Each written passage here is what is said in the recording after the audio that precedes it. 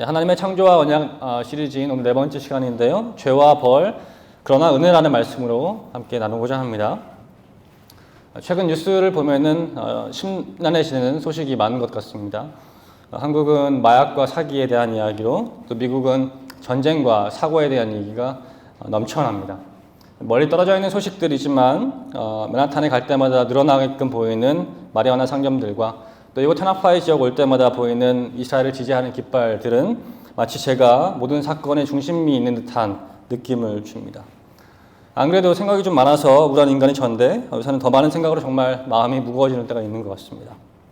칼바르트가 한 손에는 성경을 들고 한 손에는 신문을 들어라고 했는데 세상 소식이 우울하고 혼란스러워서 그냥 한 손에 커피 들고 도넛만 먹고 싶습니다. 저는 요새 이러한 뉴스를 바라보며 결국 모든 사건의 원인은 죄라고밖에 생각이 들지 않는 것 같습니다.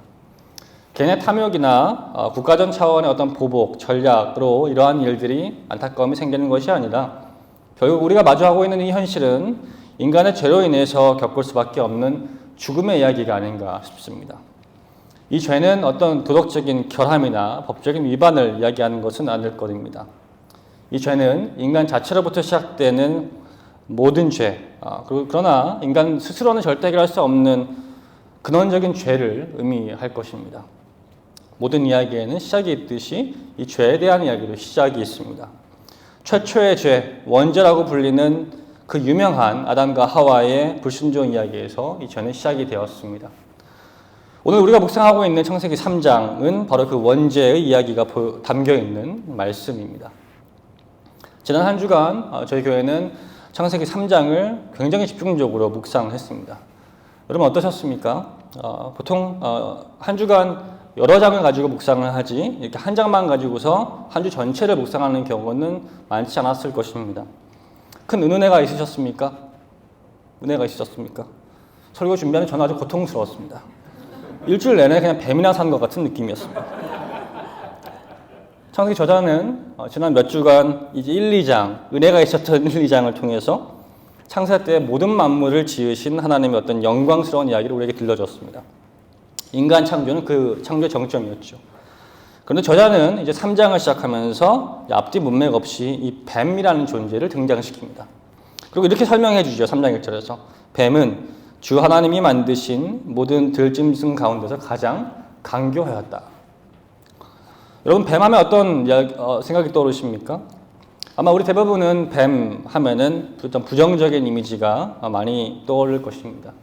아마 한국에 계신 어르신 분들은 아마 술 생각나실 수 있고 또 얼마 전에 제가 뱀 이야기 막 찾으면서 보니까 홍콩 어떤 피자 얘기해도 되겠죠. 피자헛에서는 뱀고기가 토핑에 올라간 메뉴도 출시했더라고요. 그만큼 이제 보양식으로 뱀이 간주됐다는 얘기죠. 그런 이미지가 떠오르시는 분은 많지 않을 겁니다. 피자가 떠오르지 않겠죠. 여튼 뱀은 우리에게는 보통 좀 무서운 존재, 공포심을 주는 존재이죠. 우리가 보고 있는 그렇지만 한글 성경 이 뱀은 조금 더 우리의 부정적인 이미지를 강조하고 있는 것 같습니다. 간교하다라는 문구를 쓰고 있기 때문입니다. 사실 근데 히브리 원문에서 이 단어는 한글의 어떤 부정적인 의미를 하고 있는 간사하다, 간교하다 보다는 선과 악의 중립적인 입장에서 지혜롭다라는 의미를 담고 있다고 합니다. 신약에서 얘기하고 있는 뱀같이 지혜로운이라고 생각하시면 보다 이 문맥을 좀 더 명확하게 이해할 수 있을 것 같습니다. 즉 3장만 놓고 뱀을 본다면 이 뱀은 하나님께서 만드신 들짐승 중에서 가장 지혜로운 피조물이었다는 것입니다. 하지만 그럼에도 불구하고 이곳에서 보여주고 있는 뱀의 행동과 말을 보자면 이 뱀은 분명히 간사하고 간교한 게 맞는 것 같습니다. 왜냐하면 뱀은 여자가 죄를 짓기 위해서 다가가고 있기 때문입니다. 뱀은 여자에게 이렇게 말을 건네죠. 3장 1절 후반부에 하나님이 정말로 너희에게 동산 안에 있는 모든 나무의 열매를 먹지 말라고 말씀하셨느냐 이렇게 얘기했죠. 뱀은 교묘하게 하나님의 말씀을 바꾸어서 여자를 현혹합니다. 우리는 하나님께서 모든 동산 나무 열매를 먹을 수는 있지만 이 선악을 알게 하는 열매만큼은 먹지 말라고 했던 명령을 기억합니다. 하지만 뱀은 이 하나님의 명령을 왜곡하여서 여자에게 질문하므로 이 여자가 하나님께서 하지 말라고 했다는 것에 더욱 집중하게 만듭니다. 그러니 여자가 이제 뱀의 말을 듣고서 동산 나무의 모든 것은 먹을 수 있는데 선과 악을 맺게 하는 열매만을 먹지 말라고 이제 바로 대답했던 것이죠. 이 과정에서 보시면 여자의 마음이 좀 자극되는 것이 느껴집니다. 왜냐하면 하나님께서는 원래 먹지 말라고 얘기했지 3절 보시면 이 여자가 자신의 생각을 추가해서 먹지도 만지지도 말라고 얘기하고 있기 때문입니다. 즉 하나님께서 하지 않은 만지지 말라를 지금 추가했다는 얘기예요. 뱀의 유혹으로 인해서 여자의 마음에 어떤 미세한 진동이 생기는 것 같습니다. 뱀은 이 여자의 마음의 진동을 놓치지 않고 바로 낚아채서 말을 이어갑니다. 너희 절대로 죽지 않는다. 하나님께서 너희가 그 나무 열매 먹으면 너희도 하나님 당신같이 될까봐 먹지 말라고 한 것이다 라고 하면서 말입니다. 이 강력한 뱀의 유혹에 여자의 마음은 완전히 변해갔습니다. 여자에겐 하나님의 명령에 대한 순종의 마음은 사라지고 이제 뱀의 유혹에 대한 신뢰의 마음이 생겼습니다. 그리고 다시 그 나무 열매를 바라보자 그 열매는 이제 완전히 다르게 인식이 되었습니다. 먹음직하고 보암직하고 탐스럽게까지 한 것으로 말입니다. 그리고 그렇게 이 여인은 인류의 첫 번째 범죄를 저지르게 됩니다. 우리는 이 이야기를 통하여 한낱 피조물에 불과한 이 뱀이 아무리 지혜롭다고 한들 이 뱀 혼자 이 사건을 일으켰을까라는 의심을 할 수 있습니다. 뱀의 배후에 분명히 어떤 존재가 있다는 것을 우리는 이미 알 수 있습니다. 그것은 바로 사단이죠. 마귀라고도 불리는 이 사단에 대해서 예수님은 이렇게 말씀하십니다. 요한복음 8장 44절인데 그는 처음부터 살인한 자요 진리가 그 속에 없으므로 진리에 서 있지 않고 거짓을 말할 때마다 제 것으로 말하나니 이는 그가 거짓말쟁이요 거짓의 아비가 되었습니다. 사도 요한은 계시록에서 이 뱀과 사단의 연관성을 더 확실히 보여줍니다. 12장 9절인데요. 큰 용이 내쫓기니 옛뱀 곧 마귀라고도 하고 사탄이라고도 하며 온 천하를 꿰는지라 그가 땅으로 내쫓기니 그의 사자들도 그와 함께 내쫓기니라. 신약의 이러한 일련의 글들을 봐서 여자에게 다가간 뱀은 분명한 어떤 사단의 특징을 굉장히 잘 보여주고 있습니다. 여자에게 거짓을 이야기하고 있고 여자가 속한 그 세계를 꿰고 있었습니다. 미혹하고 있었습니다. 여인이 저질렀던 인류의 첫 번째 죄는 바로 이 사단의 유혹에서부터 시작되었었죠. 사단이라는 단어는 본래 적으로 대적하다라는 의미를 담고 있습니다. 그렇게 이 존재는 필연적으로 하나님을 대적하는 존재로밖에 구분될 수 없죠. 사단이 하고 있는 모든 활동, 하고자 하는 그의 모든 것들은 결국 하나님을 대적하는 것들밖에 없다는 겁니다. 그런데 흥미로운 것은 이 사단이 결코 본인이 일선에 앞서서 하나님을 대적하지 않는다는 겁니다. 사단은 항상 누군가를 통하여서 하나님을 대적합니다. 더 분명히 얘기하자면 사람까지 끌어들여서 하나님을 대적한다는 것입니다. 사단의 배후에서 인간을 자극하여서 우리가 하나님을 대적하는 것을 우리는 죄라고도 할 수 있죠. 죄. 여러분은 죄에 대해서 어떠한 생각과 관념을 가지고 있으십니까? 아마 신앙생활을 오래 하신 분이라면 이 죄의 개념에 익숙할 것입니다. 성경에서 이야기하고 있는 이 죄가 그냥 앞서 얘기했듯이 어떤 사회적인 범주의 도덕적인 결함과 범죄를 얘기하는 것이 아닌 걸 알 수 있습니다. 얘기하고 있는 것은 하나님을 향한 적대적인 태도임을 우리는 알고 있을 것입니다. 그럼에도 우리는 어쩌면 이 현실을 살아가면서 여러 가지 이유로 이 죄에 대해서 좀 피상적인 태도를 더 갖춰가는 경향이 있는 것 같습니다. 왜냐하면 보통 사람은 죄를 안 짓기 위해서 노력하지 내가 정말 죄인이다라는 어떤 겸손한 인정을 하기가 쉽지 않기 때문이죠. 덴마크의 유명한 철학자 쉐렌 케르케고르는 그의 책 마지막 책이라 거의 마지막이라고 알려진 죽음에 이르는 병에서 죄에 대해서 이렇게 정의를 하고 있습니다. 죄는 하나님 앞에 있는 그대로 서기를 바라지 않는 절망적인 상태다. 죄는 하나님 앞에 있는 그대로 서기를 바라지 않는 절망적인 어떤 상태다. 이게 무슨 말인가 하면 하나님 안에서 정체성을 찾아서 가만히 있지 않고 하나님 밖에 다른 것들을 통하여서 끊임없이 자기의 존재의 어떤 근거를 찾고자 한다는 것입니다. 저는 이 표현이 다소 어려울 수는 있지만 굉장히 정확한 죄에 대한 표현이라고 생각합니다. 본래 인간은 하나님과의 완전한 관계 속에서 살아가게끔 디자인되어 있었죠. 창조되어 있었죠. 우리는 창세기 1, 2장의 이야기를 기억합니다. 죄가 들어오기 이전에 남자와 여자는 하나님께서 만드신 에덴 동산 안에서 생명나무와 선악을 알게 하는 나무를 중심에 두고 하나님과 동행하면서 완벽한 삶을 살았습니다. 하지만 죄로 인해서 그 이야기가 깨지게 되었죠. 관계가 깨어지게 되었죠. 그 깨어짐의 이야기인 오늘 본문을 보자면 결국 여자가 선과 악을 알게 하는 열매를 먹게 됐다는 것은 하나님께서 완전히 만들어주신 그 세계와 하나님과의 그 온전한 관계에 만족하지 않고 내가 좀 더 뭔가를 얻겠다라는 탐욕 때문을 알 수 있습니다. 6절에 나오죠. 먹음직하고 그 유명한 보암직하고 그뿐만 아니라 사람을 슬기롭게 할 만큼 탐스럽기도 한 나무였다. 여기서 사람을 슬기롭기도 할 만큼 탐스럽기도가 바로 여자의 탐심이 드러나는 대목이죠. 하나님과의 관계에서 이미 모든 것이 충분해서 더 필요한 것이 없었는데 사람을 슬기롭기도 할 만큼, 즉 내가 지금보다 좀 더 나아져서 현재보다 좀 나아져서 하나님처럼 되게 만들 것 같은 저 열매가 지금 본인 눈앞에 있다는 것입니다. 죄는 이런 것입니다. 하나님으로 충분하다는 믿음이 사라지고 다른 것도 있어야 한다는 욕심이 마음속에 생기는 것입니다. 여자에겐 그 욕심의 존재가 바로 자기 자신이었죠. 나도 하나님 당신처럼 되고 싶다. 나도 당신처럼 더 지혜로운 존재가 되고 싶다. 라는 이 자아의 열망이 이 여인에게 생기고 있었던 것입니다. 그래서 더 이상 하나님과의 관계 속에 나의 정체성을 두지 않고 무언가 더 갖춘 나의 정체성에 내가 이제 살아가겠다라는 것이었죠. 그야말로 하나님 앞에서 피조물로 내가 가만히 있지 않겠다는 겁니다. 여자의 이런 모습은 우리 모두에게도 동일하게 있습니다. 내가 하나님의 아들이다. 내가 하나님의 딸이다라는 정체성에 만족하지 않고 내가 하나님 자녀인 걸 알겠지만 그렇지만 내가 뭐라도 되어야겠다. 라는 이 고집스러운 모습으로 말입니다. 부끄럽지만 제게도 이 강한 죄성이 있는 것 같습니다. 내가 목사의 길을 가는 만큼 목사로 내가 잘해야 한다. 내 목회 성공해야 한다. 라는 외침이 제 가운데는 자주 찾아옵니다. 사실 지난주일 아침부터, 이번 주 말고 지난주일 아침부터 웬만하면 안 깨진다는 그 코렐 그릇을 깨먹을 것은 제가 시작으로 제 손으로 하는 많은 것들이 깨지고 부서지고 사고치는 경험을 제가 한 주간 충만하게 경험했습니다. 그래서 제 마음속에 자연스럽게 내가 쓸모가 있는 사람인가? 보통 내가 지금 여기서 뭐 하고 있는 건가? 내가 이거 뉴저지에서 내가 지금 잘 하고 있는 건가라는 질문의 이 구렁텅이에서 헤매고 있었습니다.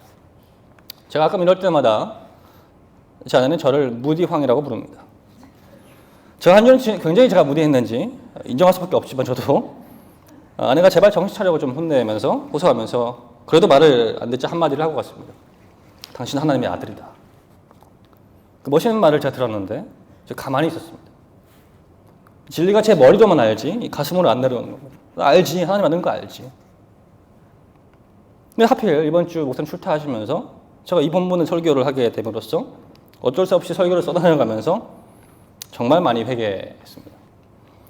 내가 하나님 아들로 내가 그 자녀됨으로 내가 만족하지 않고 내가 좋은 목사, 내가 잘하는 목사, 내가 성공하는 목사가 되고 싶구나.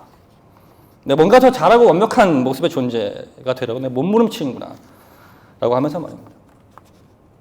분명히 죄이자 지독한 죄인의 모습이죠.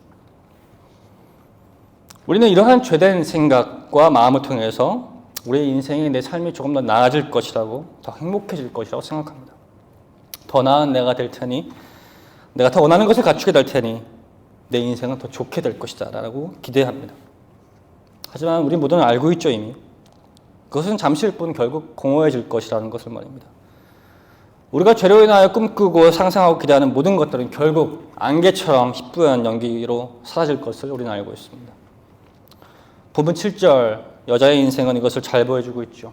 7절 이렇게 얘기하죠. 그러자 두 사람의 눈이 밝아져서 자기들이 벗은 몸인 것을 알고 무화과나무 잎으로 치마를 엮어서 몸을 가렸다. 여자는 하나님처럼 되어서 선과 악을 알게 되므로 자신의 인생이 더 완벽해질 거라는 꿈을 꿨습니다. 그래서 그 꿈을 남편에게도 공유하며 함께 하나님께서 먹지 말라 했던 열매를 나누었죠. 그러나 그들의 삶은 그들이 바랬던 행복한 삶이 아니었습니다. 그들의 삶은 죄의식으로 인해서 수치심과 도망치기에 급급한 이 죄인의 모습, 숨고 싶은 모습일 뿐이었습니다. 비록 그들의 삶이, 그들의 존재가 눈이 밝아져서 선과 악을 알게 되었지만 말입니다. 결국 그들은 하나님의 심판으로 인해서 여자는 해산의 고통을, 남자는 노동의 고통을 죽을 때까지 받게 되고 또 에덴 동산에서 추방당하게 되었습니다. 우리가 너무나 잘 알고 있는 이야기를 통해서 죄의 결과는 우리는 결국 심판밖에 없다는 것을 너무나 잘 알고 있습니다. 너무나 잘 보여주고 있죠. 하지만 이 이야기는 죄와 벌과 같은 심판의 이야기로만 끝을 맺고 있지 않습니다. 한 가지가 더 남아 있습니다. 그게 뭐냐면 바로 은혜입니다. 이 은혜를 알기 위해서 우리는 창세기 3장의 말씀을 처음 듣고 있었던 어떤 과거의 한 지점으로 돌아가야 될 필요성이 있습니다. 우리가 비록 지금 3장을 읽고 있는 현재 독자이지만 사실 이 이야기는 우리 이전에 들어야 할 대성이 따로 먼저 있었죠. 그게 바로 누구였냐면 광야에서 방황하고 있었던 이스라엘 민족이었습니다. 보통 학자들은 이 창세기가 포함된 토라라 불리는 성경의 5가지 책들, 창출 레민신 이 책들이 모세가 광야 시절에 받았다고 입을 모으고 있습니다. 정확히는 모세가 시내산에서 40일간 머물며 하나님께 말씀을 받을 때라고 합니다. 당시 이스라엘은 이집트에서 탈출한 지 얼마 안 되는 때였죠. 그들은 하나님께서 보여주시는 불기둥과 구름기둥만 따라다니면서 그리고 만나와 메추라기만 먹으면서 하나님의 임재와 기적을 경험하고 있었습니다. 하지만 어찌된 일인지 그들의 마음에는 감사보다는 불만과 원망이 가득 찼었습니다. 먹을 것 달라, 물 달라, 더 달라고 하면서 심지어 과거 이집트의 삶이 나았다고 불평했던 시절이 바로 그 시절이었습니다. 그리고 그들은 심지어 우리가 너무 잘 알고 있는 금송아지의 우상까지 만들어서 하나님 대신에 그것을 숭배하고 있었죠. 하나님께서는 그 상황에 있었던 이스라엘에게 우선적으로 오늘 말씀을 전해주셨습니다. 우리는 뱀하면 산속에서 독을 뽑는 위협적인 동물로 생각하지만 이들에게, 이스라엘 사람들에게 뱀하면 자동적으로 이집트가 떠올랐습니다. 고대 근동 지역에서 뱀하면 힘과 능력 또는 지혜와 악을 상징했다고 합니다. 이러한 배경에서 이집트는 바로의 왕관에, 우리가 잘 알고 있는 파라오의 왕관에 뱀이 나왔듯이 그 뱀을 형상함으로써 이집트를 다스리고 힘을 주고 권력을 주는 그것이 바로 이 존재, 이 힘이다 라고 표현하고 있었습니다. 모세는 자기 민족이 이집트에서 포로로 오랫동안 살아갈 때 이집트의 바로가 하나님이 되는 것을 경험했었습니다. 절대 권력 그 자체였던 그가 이집트 사람들에겐 곧 신의 자체임을 알고 있었죠. 바로의 권력으로 이집트가 부강하게 되었고 그 사람들은 수백 년간 그 부를 함께 누릴 수 있었습니다. 그 부를 이스라엘 사람들이 포로였지만 함께 누렸던 것을 기억한다는 것이었죠. 그렇게 그 통치와 권력으로 상징되었던 뱀은 이스라엘 민족의 뇌리와 정서에 자연스럽게 깔려있을 것입니다. 그런 이스라엘 사람들에게 오늘 이야기는 단순히 첫 번째 죄가 어떻게 시작되었다라는 궁금증을 해소하는 수준에서만 끝나지 않았을 것이 확실합니다. 이 이야기는 그들에게 당장 닿을 수밖에 없는 하나님의 말씀이었습니다. 현실이었습니다. 하나님같이 될 수 있다고 속삭이는 뱀과 그 꼬임에 속아서 심판받게 되는 이 여자와 남자의 이야기는 결국은 이집트로 돌아가고 싶다고 하나님께 대들고 있는 이스라엘 본인들의 현실이었죠. 이스라엘 사람들의 마음은 우리가 하나님처럼 되어서 우리를 잘 살게 해준 것처럼 우리도 다시 이집트로 돌아가서 바로의 통치를 받고 다시 잘 먹고 잘 살자라는 것이었습니다. 그들에게는 우리에게 떠나왔던 이집트가 우리를 책임졌던 저 바로가 바로 먹음직하고 보암직하고 탐스럽게까지 다시 보였다는 것이었죠. 하나님께서는 아브라함을 통하여서 언약을 맺으신 이 민족이 어떤 민족인지 너무 잘 아셨기 때문에 모세를 통하여 그 죄의 첫 이야기를 전달하셨습니다. 이스라엘 넘어선 온 인류의 조상이 어떻게 하나님 당신께 범죄하게 되었는지 그 얘기를 들려주시며 이스라엘 너희도 그 죄의 길로 갈 것이냐고 물으셨죠. 죄는 하나님의 통치가 아닌 자기 자신이나 다른 무엇의 통치를 받고자 하는 것이었기에 결국 이 이야기는 이스라엘에게 너희는 누구의 통치를 받을 것인가에 대한 도전의 말씀이었죠. 하나님 당신께서 하지 말라는 것을 기어코 매 순간 하면서 결국 그 열매를 너희가 먹고자 하느냐는 하나님의 호소였죠. 죄의 삭은 죽음밖에 없기에 그 죽음이 통치하는 죄의 길로 너희가 기어코 갈 것이냐라고 했던 것이죠. 이 관점은 구약에서 일관되게 적용되고 있는 말씀에 순종하면 복받고 불순종하면 저주받는다는 것과 또 연장성산에 있었습니다. 즉 하나님 말씀에 순종하여서 생명을 얻을 것인가 아니면 뱀을 통해서 전달되는 사단의 음성에 귀 기울여서 죄를 지음으로 죽음을 맞이할 것인가의 이야기를 하고 있었다는 것입니다. 하지만 우리는 이미 잘 알고 있습니다. 이 이야기도 모세 시대의 이스라엘 사람들의 이야기도 결국은 광야에서 죽음을 면치 못했다는 그 사실을 말입니다. 하지만 하나님께서는 이스라엘의 모든 세대를 끊지 않으셨죠. 마치 에덴 동산에서 아담과 하와가 죄를 지었지만 그들을 바로 즉각적으로 심판하지 않고 그들의 후손을 이루게끔 남겨뒀듯이 말입니다. 하나님께서는 여호수와 갈렙 세대를 통해서 결국 이스라엘 사람들 약속의 땅으로 인도하셨습니다. 모두 죽음으로 심판받아야 마땅했던 그들이었지만 하나님께서는 당신께서 이스라엘에게 하신 약속을 지키기 위해서 그들의 다음 세대를 기어코 약속의 땅으로 인도하십니다. 이것은 하나님을 향한, 이스라엘을 향한 하나님의 은혜였죠. 하나님의 이 모습은 오늘 창세기 3장 후반부에 동일하게 등장하고 있습니다. 하나님께서는 뱀 여자 남자를 심판하셨죠. 근데 그 심판의 내용에 이 소망을 심어두셨습니다. 그 내용이 바로 3장 15절에 담겨있죠. 괜찮으시면 우리 함께 읽어볼까요? 3장 15절 읽도록 하겠습니다. 시작. 내가 너로 여조와 원수와 되게 하고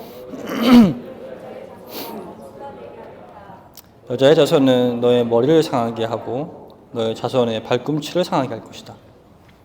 이 구절은 뱀에게 하신 심판이지만 궁극적으로는 남자와 여자에게 소망이 되었던 하나님의 약속이었습니다.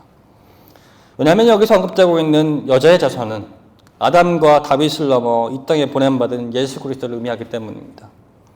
하나님께서는 예수 그리스도께서 뱀으로 상징되었던 이 사단의 머리를 상하게 할 것이라고 하셨습니다. 여기서 상하게 한다는 것은 히브리어 언어에 박살을 내다, 완전히 깨부시다라는 의미를 담고 있다고 합니다. 즉 그리스도 예수께서 사단을 완전히 박살내셔서 승리하신다는 말씀이죠. 사단에 대한 주님의 승리는 십자가로 이루어졌습니다. 주님께서는 이 사단의 간교함으로 십자가라는 처절한 고통과 수치를 감당하셨죠. 그리고 죽으셨죠. 하지만 주님의 죽으심은 여자의 후손의 발꿈치를 상하게 하는 정도의 수준밖에 안 되었습니다. 왜냐하면 주님께서는 죽음에서 부활하셨기 때문입니다. 주님께서 죄의 결과였던 죽음에서 부활하셨다는 것은 죄의 본질인 사단을 물리쳤다는 것을 의미합니다. 아담과 하와의 첫 번째 죄로 인해서 집행되었던 심판에는 하나님께서는 거기에 이미 복음을 심어두셨습니다. 우리는 이것에 대해서 은혜라는 단어 말고는 설명할 길이 도저히 없습니다. 하나님의 이 은혜를 첫 죄에 대한 심판이 끝나는 마지막 장면에 한 번 더 보여주십니다. 21절 말씀이죠. 주 하나님이 가죽옷을 만들어서 아담과 그의 아내에게 입혀주셨다. 하나님께서는 아담과 그의 아내가 심판받고 이제 에덴 동산에서 추방되기 전에 그들에게 가죽옷을 만들어서 입히셨습니다. 남은 자와 여자는 이제 에덴 동산에서 추방되어서 해산과 고통, 노동이라는 고통에서 살아가야 했었습니다. 하지만 하나님께서는 그 전에 가죽옷으로 그들을 먼저 보호하시고자 했었습니다. 과거 남자와 여자는 죄로 인한 수치심으로 자신들의 몸을 무화과 나무 잎으로 직접 갈았습니다. 하지만 이제 하나님께서 그것을 걷어내시고 하나님 당신께서 직접 만드신 동물의 옷인 가죽옷을 입히셨습니다. 여기서 이루어지는 피 흘림, 가죽옷을 만들 때 있는 피 흘림은 그 희생은 곧 앞으로 장차 오실 예수 그리스도의 십자가의 피 흘림을 상징합니다. 즉 아담과 여자에게 가죽옷을 입히셨다는 것은 죽을 수밖에 없는 죄인이 그리스도의 보혈로 의의 옷을 입게 된다는 얘기입니다. 사도 바울은 이 이야기를 로마서 5장 17절과 21절을 확장시키면서 이렇게 이야기합니다. 우리 함께 읽어볼까요? 17절 시작. 아담 한 사람의 범죄 때문에 예수 그리스도의 죽음이 왕노릇하게 되었다며 넘치는 은혜와 의의 선물을 받은 사람들은 예수 그리스도 한 분만으로 말미암아 생명 안에서 왕노릇하게 되리라는 것은 더욱 확실합니다. 21절 그것은 죄가 죽음으로 사람을 지배한 것과 같이 은혜가 의를 통하여 사람을 지배하여 우리 주 예수 그리스도로 말미암아 영원한 생명에 이르게 하라는 것입니다. 아담은 하나님께 불순종함으로 모두를 죽음의 길로 인도했지만 둘째 아담이신 예수 그리스도께서는 하나님께 순종하심으로 모두를 생명의 길로 인도하셨습니다. 바울은 이 생명이 이 땅에서만 누리게 되는 어떤 일시적인 생명이 아님을 알고 있었습니다. 그는 이 생명이 영원한 생명이라고 그래서 강조하고 있죠. 이 영원한 생명은 곧 부활을 통해서 이루어질 것입니다. 바울은 이 점에 대해서 고린도전서 15장 20절에서 22절로 또 이렇게 설명하고 있습니다. 함께 읽겠습니다. 그러나 이제 그리스도께서는 죽은 사람들 가운데서 살아나셔서 잠든 사람들의 첫 열매가 되셨습니다. 한 사람으로 말미암아 죽음이 들어왔으니 또한 한 사람으로 말미암아 죽은 사람의 부활도 옵니다. 아담 안에서 모든 사람이 죽는 것과 같이 그리스도 안에서 모든 사람이 살아나게 될 것입니다. 사랑하는 프런티어 교회 성도 여러분, 우리가 예수 그리스도를 진정으로 믿는 사람들이라면 우리는 영원한 생명으로 인도함을 받을 사람들입니다. 비록 우리가 아담의 죄로 인해서 우리의 육신을 죽을 수밖에 없지만 둘째 아담이셨던 예수 그리스도의 의로우심을 통해서 우리는 부활할 것입니다. 저와 여러분은 이런 생명을 하나님의 약속의 말씀으로 받은 사람들입니다. 하지만 이 생명은 그냥 아무렇게나 쉽게 얻어진 것이 결코 아닙니다. 이 생명은 오직 하나님의 은혜로 우리에게 주어진 것입니다. 그렇게 우리는 이 은혜를 기억하며 살아야 합니다. 하지만 안타깝게도 우리가 살고 있는 이 세상은 여전히 죄 아래에 놓여 있습니다. 그래서 너무나 악하게 돌아갑니다. 에덴 동산에서 쫓겨나서 죄 아래의 삶을 살았던 저 첫사람들 같이 우리도 그렇게 살아갑니다. 폭력과 사기와 마약과 전쟁과 같은 이런 죄의 지배 아래서 우리는 살 수밖에 없는 구조입니다. 게다가 이러한 죄의 지배 아래 우리의 내면에는 어쩌면 매일매일 뱀의 음성과 같은 사단의 메시지, 그리고 그 메시지에 반응하고자 하는 나의 자아가 매일매일 울려 퍼지고 있습니다. 이것이 있으면 너의 인생이 더 잘 될 거리라고. 이렇게 된다면 더 나은 너가 될 것이라고. 그러니 저 먹음직하고 보암직하고 탐스러워 보이는 열매를 먹으라는 소리가 어쩌면 우리 내면과 이 세상에는 가득할 것입니다. 하지만 하나님의 말씀은 우리에게 분명히 알려주고 있습니다. 그것이 절대 우리를 더 낮게 만들지 않는다고, 그것이 절대 우리가 기대하는 그 행복한 꿈이 아니라고 말입니다. 왜냐하면 그것은 내가 곧 하나님이 되겠다는 길이고 이스라엘이 다시 이집트로 돌아가서 살겠다는 그 죽음의 길과 동일하기 때문입니다. 저와 여러분은 지금 뜨거운 교육열과 잘 살아야 된다는 자본의 외침이 가득한 이곳 뉴저지의 부름을 받아서 있습니다. 우리가 이것으로 부름을 받아서 심지어 교회까지 이루어가면서 살아가는 이유는 뱀의 소리같이 울려 퍼지는 이 사단의 유혹, 내 자식만큼 내가 더 잘해야 된다. 내 인생만큼 내가 더 잘해야 된다. 내 가정만큼은, 심지어 내 사역만큼은 내가 더 잘 돼야 된다라는 이 유혹 속에 넘어가고자 우리가 모여있는 것이 아닙니다. 우리가 이곳에 보내어진 이유는 오직 살아계신 하나님의 말씀을 듣고 그 말씀만 따르고자 모여있는 것입니다. 우리의 인생에 더 잘 됐으면 좋겠지만, 잘 되기를 희망하지만 더 잘 되는 인생과 더 잘 되어진 내 자아가 결코 하나님을 대체할 수는 없습니다. 그것이 결코 우리를 위해서 죽고 부활하시고 다시 오신다는, 심지어 부활까지 약속하신 그 그리스도 예수를 대신할 수 없습니다. 우리가 더 얻고자 하는 그것, 우리가 없으면 안 될 것이라 여기는 그것은 세상의 것들이 아니라, 내 자아가 아니라 오직 예수 그리스도 한 분밖에 없습니다. 길이요 진리요 생명 되신 예수 그리스도 말고는 우리가 이 땅에서 더 이상 탐낼 것이 하나도 없습니다. 우리 그 주님을 바라보십시다. 우리에게 가죽옷을 입히신 그 주님을 바라봅시다. 끝까지 당신의 자녀들을 구원하시고자 우리를 절대 포기하지 않으시는 그 주님의 은혜를 우리 기억해야 되지 않겠습니까? 잃어버린 아들 찾아서, 자녀 찾아서 나서는 탕자의 아버지의 마음을 가진 그 주님의 사랑을 우리가 다시 기억해야 하지 않겠습니까?